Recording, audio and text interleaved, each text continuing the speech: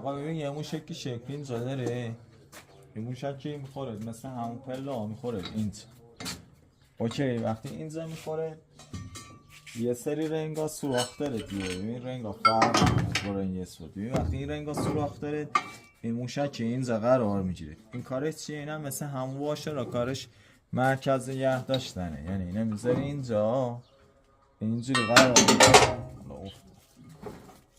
اینا میذاری اینجا اینجوری مرکز قرار میگیره. ببین یه فلنزره، این فلنزه به این صورته. ببین یه فلنزره، این فلنز. خب این فلنز هر رو میخوره و رینگا میگیره. ببین به این صورت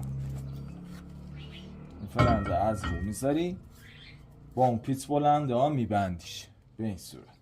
این برای مرکز نگه داشتنی رنگ. البته برای رنگ های کوچیک. این رنگ هونداییه.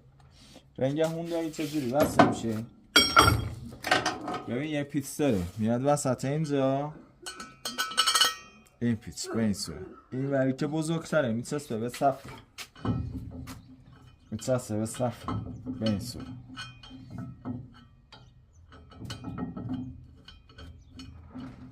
این رنگا نگه میده. مجدداً مثل همین دوره فلنزه میذاری اینجا که رنگ محکم بشه، سفتش میکنی.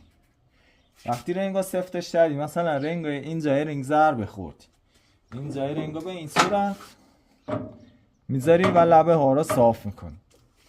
فقط در جریان باشی اینا باید بچسبونی به رنگ. اینجوری سفت میشه، اینا باید خودت جوشش بدی. اینجوری میچسبه به رنگ، اینجا فشار میاری، این چون طوق رنگ بزرگتر نازکه این پشتش نگه میداره که این لبه ها رو بخوای صافش کنی بچسبه به این رنگ دیگه به قول من رو طوق تاب دار نشه.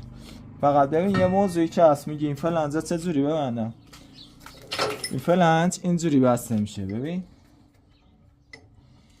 این فلنج هم مثل همون فلنجی خودت شیارای تک داره. ببین این شیار تکی، این سوراخ تک میاد رو به روی اون شیار تک به این صورت. ببین از اینجا میخوره داخله و با این موفا وصل میشه. 3 تا 4 تا 5 تا هر چقدرش میتونی ببند. از لایه این دنده ها رد میشه و از لایه این دنده ها رد میشه و وصل میشه به این صورت. اول میبندی بعد تا بشه به قول معروف میگیری. ببین این شکلی میذاری وسط سفتش میکنی تا بشه میگیری.